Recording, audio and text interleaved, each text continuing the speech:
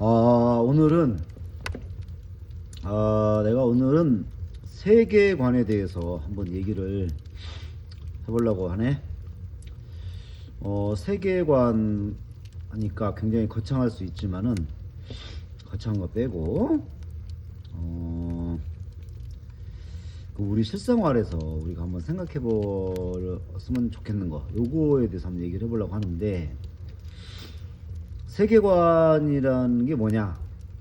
세계에 대한 관점과 입장, 태도, 뭐 이런 거를 세계관이라고 하겠지. 그러고 세계관에 관한 학문, 이게 철학이지, 철학. 그래서 누가 야, 철학이 뭐냐? 철학이란, 이게 물어보면 뭐 삶에 대한 사랑, 지혜에 대한 사랑, 뭐 이렇게 없어 보이게 얘기하지 말고 세계관에 관한 학문이지 철학은. 과학의 과학이지, 뭐 이렇게 간단하게 딱 한마디로 얘기하면 된다. 그래서 사실 그 철학이라고 하는 거는 다 갖고 있지. 모든 사람들이 다 가지고 있지. 뭐 개똥철학이라고 우리가 얘기하듯이. 그래서 하여간 이 세계관, 그러니까 세계에 대한 관점, 입장, 태도, 뭐 이런 거를 세계관이라고 하면, 도대체 세계는 어떻게 존재하냐, 뭘로 구성되어 있냐. 그래서 옛날에 무슨 뭐 물, 불, 흙, 뭐 어쩌고 막 이런 것도 있고, 원자로 구성되어 있다 뭐 이런 것도 있었고, 하여간 물질로 구성되어 있다 이렇게 볼 수도 있고, 물질로 존재한다, 아니면은 어떤 의식의 외화에 불과하다, 뭐 이렇게 볼 수도 있고, 아니면 우리가 세계는 과연 어떻게 존재하는지, 정지해 있는지, 아니면 운동을 하는지, 운동을 하면서 변화를 하는지, 그 변화라는 게 단순 반복에 불과한지, 단순 순환에 불과한지, 아니면 끊임없이 변화 발전을 하는지, 뭐 이거에 따라서 또 과연 우리는 이 세계를 인식할 수 있는지, 뭐 인식할 수 있다면 어떻게 인식하고 어디까지 인식할 수 있는지, 뭐 이렇게 존재론이라든지 아니면 인식론이라든지 뭐 이렇게도 뭐 구성이 되지만, 내가 이제 오늘 얘기하고자 하는 것은 세계를 대하는 태도를 한번 얘기를 해보고 싶은데, 여기서 말하는 세계라고 하면 이제 그 We Are the World에 나오는 그 월드, 이런 거는 아니요, 이런 건 아니지. 그냥 어떤 전체로서의 세계, 뭐 이런 건데, 그것이 이제 사회일 수도 있고 자연일 수도 있고 그 대상이 인간일 수도 있고, 하여간 세계를 과연 우리는 어떤 태도를 가지고 우리는 대할 것이냐. 이게 나는 그 세계를 대하는 태도에 관련해서는 크게 두 가지로 대별된다고 생각을 해. 그러니까 이 객관적으로 있는 세계에 내가 맞춰서 살 것이냐, 아니면은 이 세계를 나의 요구에 맞게 바꿔가면서 살 것이냐, 이렇게 두 가지로 나뉜다 이거지. 크게 대별된다 이거야, 그냥 간단하게 얘기하면. 그래서 내가 이제 개인적으로 그 마르크스의 저작을 제대로 한번 읽어보고 싶은데, 나는 참 마르크스가 대단한 인물인 것 같아. 그 자본이 지금 우리 집에 있는 거는 5권으로 구성이 되어 있는데, 5권짜리 책인데, 매년 사실 이 자본을 내가 올해는 꼭 완독을 해보자 이런 목표를 세우면서도 늘 다 완독을 지금 못하고 있는데, 그 띄엄띄엄 보면서도 정말 마르크스의 그 자본을 읽다 보면은, 야, 마르크스는 정말 천재다. 그러니까 뭐 마르크스의 이론에 동의하냐 동의하지 않느냐를 떠나서 하여튼 읽어보면은 천재다라는 소리가 정말 절로 나오게 되어 있어. 그 논리의 치밀함 하며, 그 근거, 풍부한 근거하며, 정말 그 혀를 내두르게 된단 말이지. 그런데 하여간 그 마르크스가 1844년인가 쓴 아주 짧은 글이 하나 있는데, 그 포이에르바하에 관한 태제라는 아주 짧은 글이 있는데, 거기 보면은 맨 마지막에 11번째 그 태제에 뭐라고 이제 써놨냐면은, 지금까지의 철학자들은 세계를 이러저러하게 해석해 왔을 뿐이다. 중요한 것은 세계를 변혁하는 것이다. 이렇게 이제 써놨는데, 그러니까 지금까지의 철학자들은 세계를 다양하게 해석해 왔을 뿐이다. 그러나 정작 중요한 것은 세계를 변혁하는 것이다.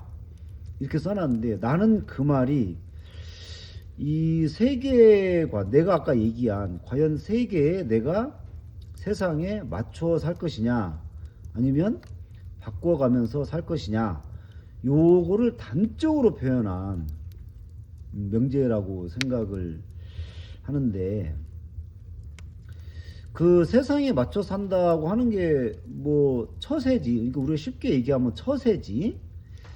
세상에 있는 거로 내가 맞춰가는 거, 이런 건데, 근데 이게 과연 세계를 내 요구에 맞게 고쳐가면서 살 것이냐 아니면 내가 맞춰가면서 살 것이냐, 이거는 사실 대부분의 사람들이 맞춰가면서 살지. 대부분의 사람들이 맞춰가면서 살지. 절대 다수의 사람들이. 그거는 어떻게 보면 그 가성비 차원에서도 자연스럽다고 볼 수 있는데, 세상에 맞춰 사는 거는 사실 쉽잖아. 대부분의 사람들이 맞춰 사니까 묻어가기도 쉽고 욕도 안 먹고 안전하지. 반면에 세상을 바꿔가면서 살려면은 또 거기에 들이는 어떤 에너지, 또 그 시간, 돈, 이런 거에 비해서 얻는 효과도 불투명하고 고생을 많이 하게 되지. 그러니까 가성비 차원에서라도 세상에 맞춰 사는 것이, 그러니까 적당한 처세, 이게 가성비 차원에서도 효과적이고 안전한 선택이긴 하다. 그래서 대다수의 사람들이 그렇게 살고, 이거를 우리 속담에서 단적으로 이제 표현한 게 절이 싫으면 중이 떠나야지. 그거라는 거지. 절이 싫으면 중이 떠나야지. 그래서 그 이제 우리 이런 얘기 되게 많이 하잖아. 어떤 뭐 기업이든지, 그러니까 회사든지 아니면 조직이든지 뭐 어디든지 이런 게 뭐가 있으면 마음에 안 들면 그거를 불합리하고 문제가 있다 싶으면 이거를 고쳐가야 되는데, 거기에 대해서 야, 절이 싫으면 네가 떠나야지 뭐 별 수 있냐, 이렇게 우리 흔히들 얘기를 많이 하잖아. 근데 과연 절이 싫으면 중이 떠나야 되나? 중이 절을 바꾸면 안 되나? 그러니까 절이라는 게, 절의 주인은 누구요 도대체? 절의 주인이 따로 있나? 주지 건가? 주지 스님 건가? 하여간 절의 주인은 중이잖아. 그러니까 절의 주인은 중이니까 당연히 중들의 요구에 맞게 절을 바꿔가면서 살 수도 있는데, 왜 우리는 절이 싫으면 중이 떠나라 이렇게 됐을까? 이런 거를 그냥 무난하고 안전한 것처럼 이렇게 우리는 얘기를 할까? 한번 생각을 해볼 여지가 있지. 이게 살다 보면은 이런 문제의식을 갖고 살다 보면은 참 그 걸리는 문제들이 굉장히 많아. 대표적인 게 그 예를 들면은 현 교육제도가 있는데, 이 교육제도에 대해서 굉장히 불만이 많다 이거야. 나 같은 경우는 굉장히 불만이 많다 이거지. 너무 이제 그때 전에 영상에서도 얘기했듯이 우리나라 교육제도가 특히 인풋 대비 아웃풋이 너무 적다. 그러니까 실제로 인생을 살아가면서 정작 필요하지도 않은 것에 너무 많은 에너지와 시간과 돈을 자기뿐만이 아니고 주변의 부모님이랑 할아버지 할머니까지 포함해가지고 너무 많은 비용을 쓰고 있다. 근데 반면에 잘 못 써먹고 있다 이거지. 그런 것에 대해서. 근데 하여간 그래서 이런 게 문제가 있다 이렇게 이제 생각을 한다 이거야. 그러면은 이 교육제도를 바꾸는 거는 사실 진짜 어렵잖아.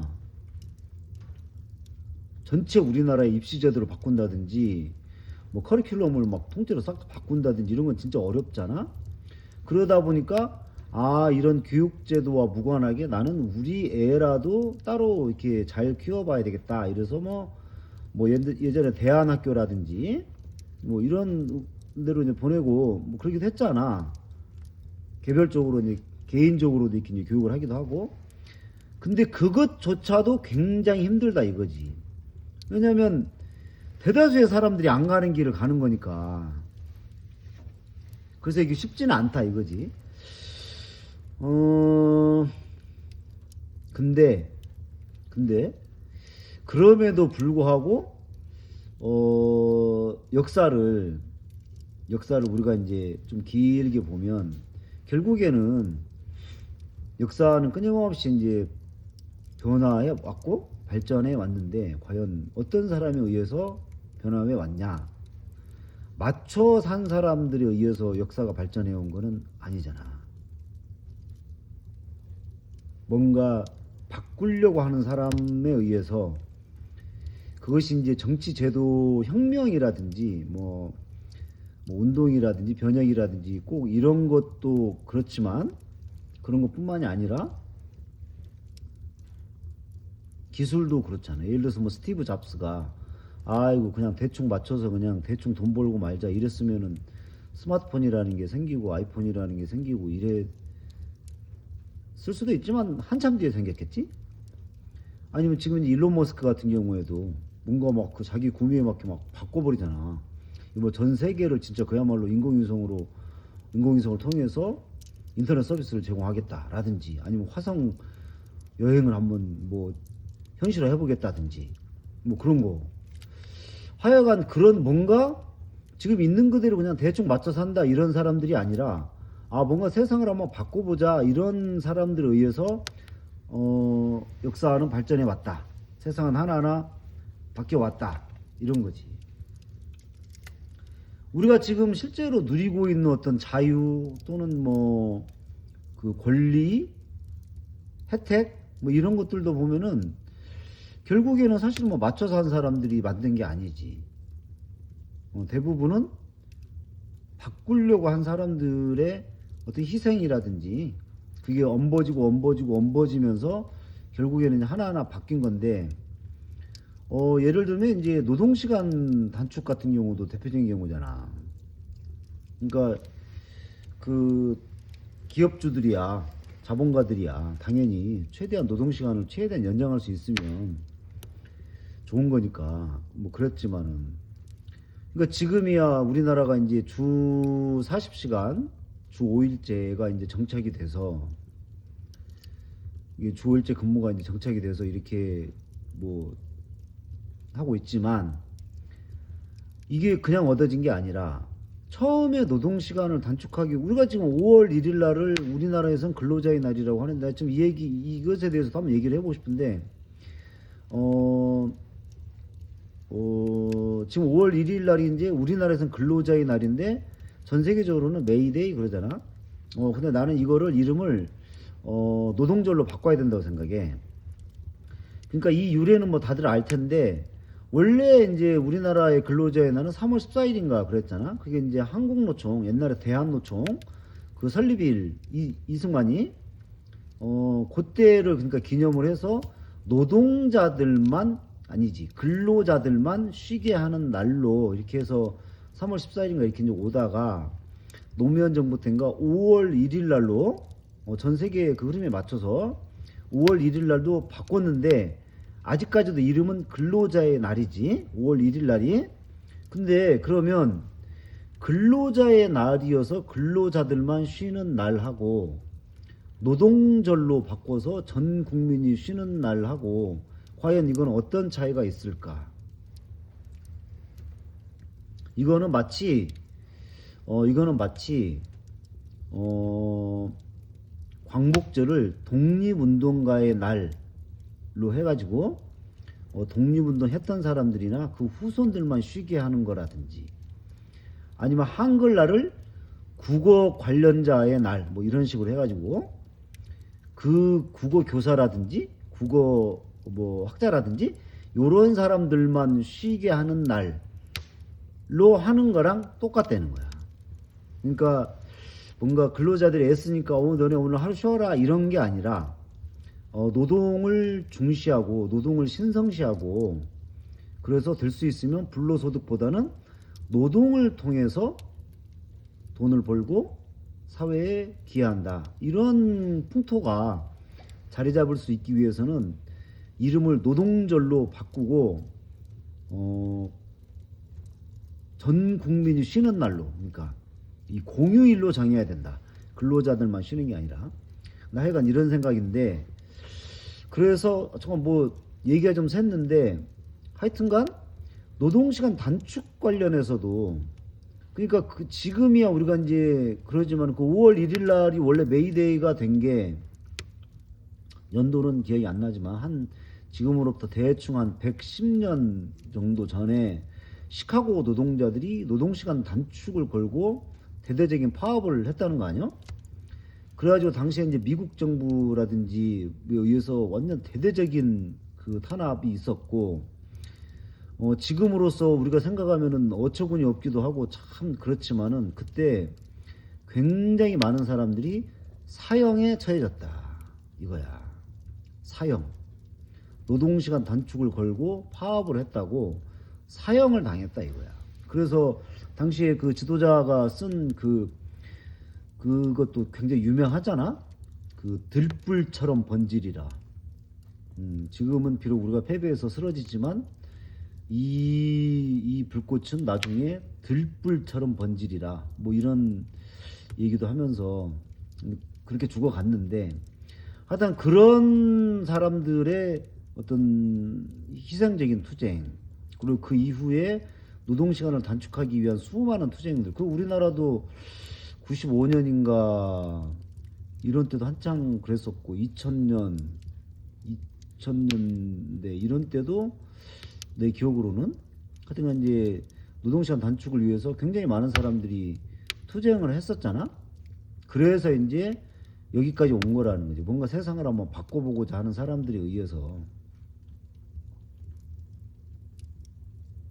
그래서 하여간 세상이 하나하나 바뀌는 거는 결국 그 처세한 사람들, 세상에 맞춰서 한 사람들에 의해서 바뀐 게 아니라, 바뀌어 온 게 아니라, 발전해 온 게 아니라 뭔가 세상을 바꿔보자, 변혁해보자, 내 요구에 맞게, 인간의 요구에 맞게 바꿔보자, 이런 사람들에 의해서 역사는 발전해 오고 지금 우리가 누리고 있는 것 또한 그런 것의 결과다. 그래 나는 사실 이게 평생의 뭐 고민이기도 하고 이게 바람은 있지만 쉽지 않은 것 중에 하나가 뭐냐면 나는 무임승차를 나는 좀 없앴으면 좋겠어. 무임승차.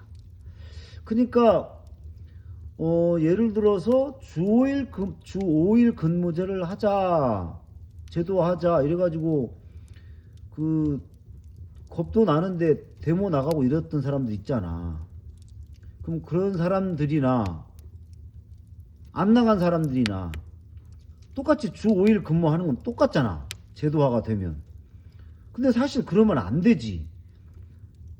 어떻게, 그러니까 그 주 5일 근무제를 주장하고 뭔가 이제 활동을 하고 이랬던 사람들이나 안 한 사람들이나, 아니 오히려 그걸 반대했던 사람들도 주 5일 근무제 혜택은 다 누린다, 똑같이 누린다는 거지.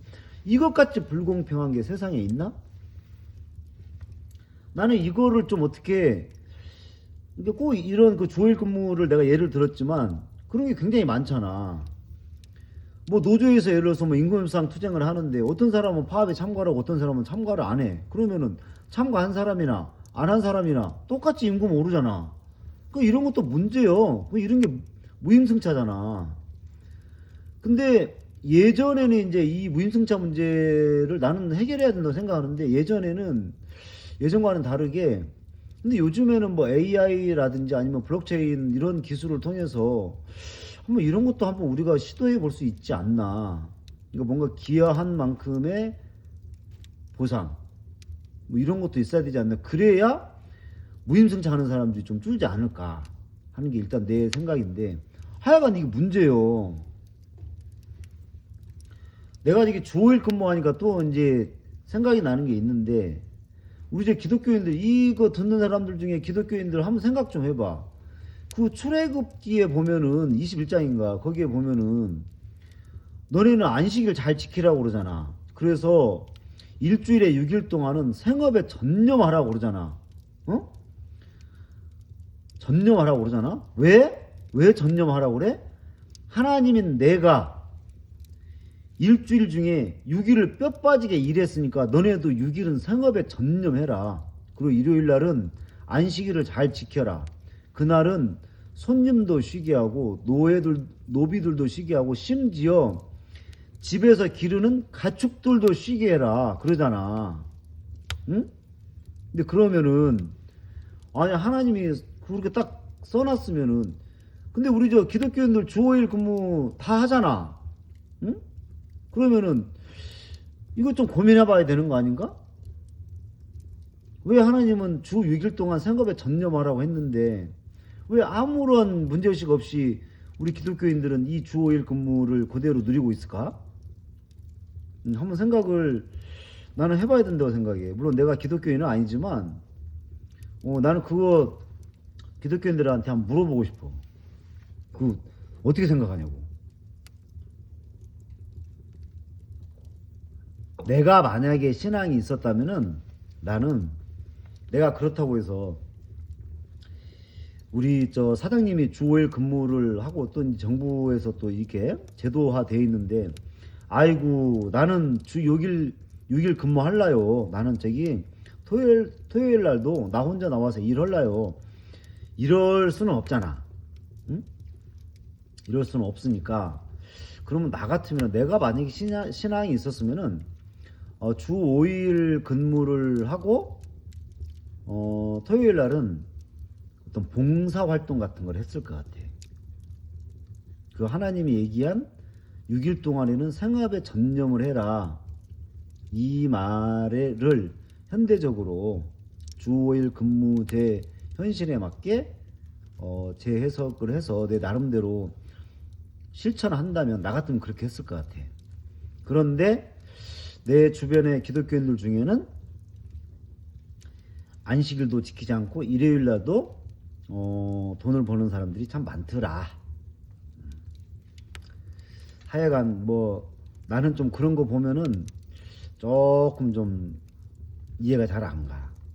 하여간 뭐 이건 얘기가 좀 옆으로서 했는데, 하여간 무임승차 문제를 해결해야 된다. 그래야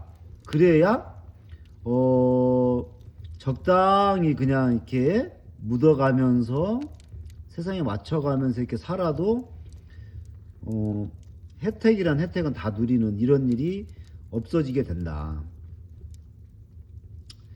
그래서 나는 이제 워낙에 젊어서부터 뭔가 나의 요구에 맞게, 아니면 뭐 옳지 않다고 판단되는 것에 대해서는 바꿔가면서 이제 살려고, 물론 이제 뭐 100% 그렇게 뭐 다 살 수는 없지만, 그러니까 100%라는 게 이제 내 스스로 봤을 때 나도 당연히 이제 처세하는 것도 있고 맞춰 사는 부분도 있고 이제 그러지만은, 전반적으로는 이제 뭔가 세상을 바꿔가면서 한번 살아보자, 이런 생각으로 살았는데, 글쎄 나는 뭐 그렇게 살아온 것에 대해서 별로 후회를 안 하고, 과연 뭐 남들이 다 가는 길을 갈 것이냐 아니면 자기만의 길을 개척하면서 살 것이냐, 이거는 뭐 각자의 뭐 인생관의 문제이긴 하지만, 글쎄, 나는 이제 개인적으로 이제 묻어가는 삶은 뭐 나한테 맞지도 않아서 나는 그렇게 살고 싶진 않고, 일단 그러네. 그래서 과연 이 뭐 처음에 시작은 세계관이라는 뭐 약간은 좀 뭐 좀 거창한 이런 말로 시작을 했지만, 실제로는 아 정말로 내가 세상을 적당히 맞춰가면서 할 것이냐, 아니면 내가 바꿔가면서 할 것이냐, 내가 절이 싫으면은 내가 떠나야 되냐, 아니면 절을 바꿔야 되냐, 이런 문제에 대해서 그냥 우리가 쉽게 절이 싫으면 중이 떠나야지, 이게 마치 당연한 얘기인 양, 진리인 양 이렇게 당연시하면서 살지는 말자. 그리고 적어도 무임승차는 하지 말자. 내가 어떤 사정이 있어서 그 바꾸는 거에 대해 동참을 못 하더라도 그러면 적어도 고마움이라도 갖자. 근데 사람들 중에는 고마워하기는 그냥 오히려 그 욕하는 사람들도 많잖아. 누릴 건 누리면서 또 욕은 욕대로 하고, 이런 쓰레기는 되지 말자. 오늘의 내 썰의 요질세 어떻게 생각하나? 과연 어떤 삶을 살고 싶나? 절을 바꿀 것이냐, 절을 떠날 것이냐. 하여간 생각을 한번 해보세요. 오늘은 여기까지.